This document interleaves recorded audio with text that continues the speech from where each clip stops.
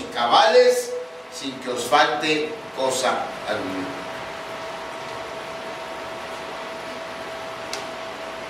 Humanamente, nunca estamos en la peor disposición para estar alegres que cuando afrontamos dificultades.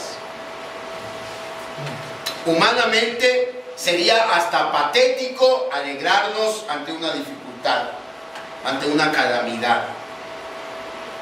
Y sin embargo, Santiago, el hermano carnal de nuestro Señor Jesús, nos dice al inicio de la carta que él escribió, precisamente a hermanos que estaban padeciendo, porque estaban siendo perseguidos.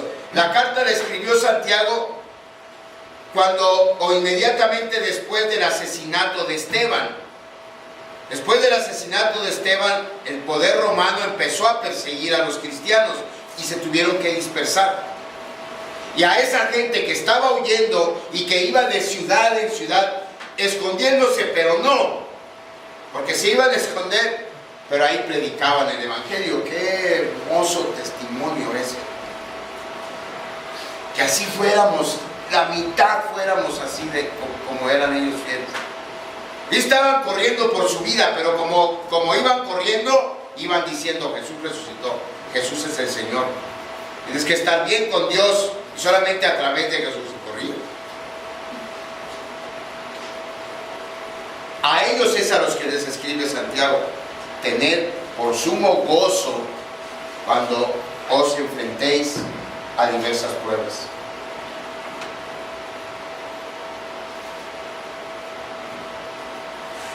Santiago dice que las pruebas no solo deben producirnos gozo, sino que deben producir en nuestro corazón el mayor gozo de todos. Y repito, pareciera un contrasentido, pareciera algo que no tiene congruencia. ¿Cómo voy a estar alegre cuando estoy pasando por una aflicción? Ahorita vamos a ver a qué se refiere Santiago con esto. Y confío en que va a hacer sentido para nosotros con la ayuda de Dios. Entonces vamos a ver en estos 3 versículos. Quiero que nos enfoquemos, aunque estamos estudiando Tesalonicenses. La enseñanza de Santiago está ligada a la orden que nos da Pablo. Por eso quiero que nos enfoquemos en este pasaje, en estos 3 versículos. Porque en estos 3 versículos está la misma orden que Pablo nos da en 1 Tesalonicenses 5. Pablo dice en 1 Tesalonicenses 5, estad siempre gozosos, ¿sí? Es una orden. Pero aquí en Santiago, versículo 2 del capítulo 1 dice: hermanos míos, tened por sumo gozo cuando os halléis en diversas pruebas. 2 cosas que nos tenemos que fijar. 1, también está en imperativo. Tened. Es imperativo también, es una orden también. Entonces vamos a ver una orden, la razón para esta orden y la promesa que lleva implícita el cumplimiento de esta orden. Entonces, primero la orden: hermanos míos, tened por sumo gozo cuando os halléis en diversas pruebas. Fíjense primero cómo Santiago no dice por si acaso. Santiago tampoco dice si alguna vez se hallan en diversas pruebas. Él dice cuando os halléis en diversas pruebas. Es decir, él da por hecho que tarde o temprano todos vamos a afrontar distintos tipos de pruebas. No importa en dónde vivamos, no importa quién seamos, no importa cómo nos apellidemos, los problemas están solo a una llamada telefónica de distancia. Una llamada que puede informarnos de una enfermedad que puede ser mortal. Una llamada que puede ser el aviso de un accidente de alguien que amamos. Una llamada que puede ser informándonos del arresto de alguien que nos importa de verdad. Y la lista es interminable de situaciones que tarde o temprano vamos a afrontar. La expresión diversas pruebas Se refiere a que las situaciones adversas a las que enfrentemos vienen de todos tamaños, de todos sabores y en todos los colores. ¿Cómo debemos responder a estos tiempos difíciles que de pronto se nos vienen encima? Porque ese es lo peor de la calamidad. Eso es peor de los tiempos malos. Siempre nos agarran por sorpresa. Nunca estamos preparados para una mala noticia. Nunca estamos preparados para que el doctor nos diga: pues señor, lo siento, pero vino muy tarde. Su mal está muy avanzado, ya no podemos hacer nada. Nunca estamos preparados para que a media madrugada, me acuerdo hace 3 años, a las 6 de la mañana sonó el teléfono, y a mí no me gusta que suene el teléfono a las 6 de la mañana. Porque normalmente nunca va a sonar el teléfono a las 6 o a las 5 o a las 4 para decirnos: ¿sabes qué? Te sacaste la lotería. No va a ser así. Generalmente son malas noticias. Ese día a las 6 de la mañana levanté y era mi bro Asael llorando y no podía casi hablar. Y cuando por fin habló, me lo soltó así, se murió muy. Nuestro amigo, el pastor Moisés Rodríguez Verón. Y uno escucha eso y como que te queda dando vueltas en la cabeza y no sabes qué decir. Yo no supe qué decir. Se murió muy así.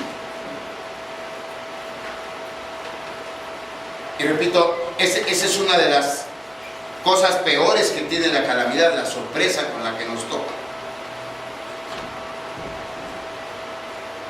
¿Cómo debemos responder, pues, a estos tiempos difíciles que de pronto se nos vienen encima? Santiago ofrece lo que parece ser un consejo más bien extraño. Vean de nuevo cómo dice el versículo 2: tened por sumo gozo cuando os halléis en diversas pruebas. Suena igual de extraño que 1 Tesalonicenses 5 y 6, estar siempre gozosos. Entonces uno tiene que preguntarse si Santiago está hablando en serio y si Pablo está hablando en serio. Considerar las pruebas como el máximo gozo suena como algo surrealista, como algo imposible. Y uno pudiera pensar: es que a lo mejor la tradujeron mal, a lo mejor no, la traducción en español no corresponde al original. Pero resulta que si revisamos el griego, la palabra chara, que es la que se traduce como gozo, ¿saben qué quiere decir literalmente en griego? Gozo.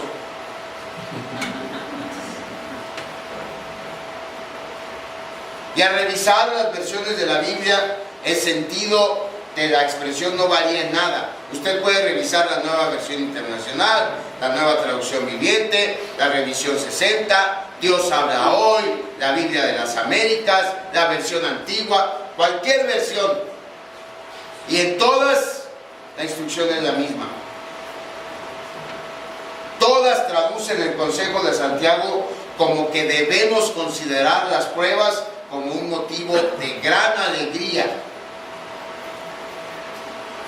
Sin embargo, si cada uno de nosotros ponderamos nuestra situación personal, seguramente vamos a llegar a la conclusión de que considerar nuestros problemas como un motivo de alegría no es nuestra respuesta natural. Enojo, desesperación, queja, venganza, correr. Esas serían respuestas naturales a una prueba, a un problema, a una dificultad, a una calamidad. No es natural hallar gozo en un problema. Pero ese es el punto precisamente que Santiago está tocando. Él no está hablando de una reacción natural, sino de una reacción sobrenatural. Una que solo puede ser producida por la presencia del Espíritu Santo en el corazón de una persona. Porque es el Espíritu Santo de Dios en nuestro corazón el que nos capacita para ver y para reaccionar ante las dificultades. Y reaccionar desde el punto de vista de Dios, es decir, ver las dificultades como las ve Dios. Y entonces, la conclusión es que ver los problemas y las dificultades como un motivo de gozo es una decisión consciente que nosotros hacemos, pero que está influenciada por la presencia del Espíritu Santo en nuestros corazones.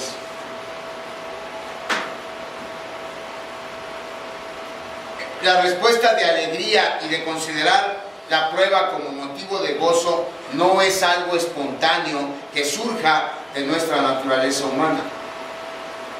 Y para poder hacerlo, cada vez que enfrentemos estos tiempos difíciles, tenemos que ver la vida, hermanos, en el largo plazo. Y entender que ese momento en particular está muy lejos de ser el capítulo final de nuestra historia.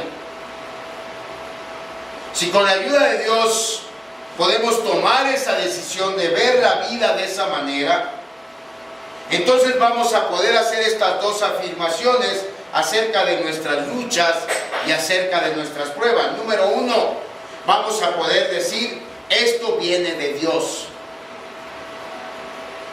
Y número dos, esto es necesario para mi crecimiento espiritual. La primera afirmación refleja nuestra sujeción a la soberanía de Dios. Es reafirmar que todo lo que nos pasa o es causado por Dios o es permitido por Dios.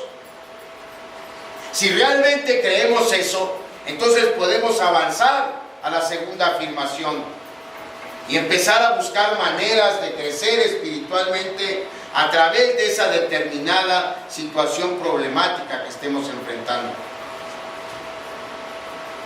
Hay un consejo práctico que debemos tomar en cuenta. Nunca podemos confiar en nuestros sentimientos.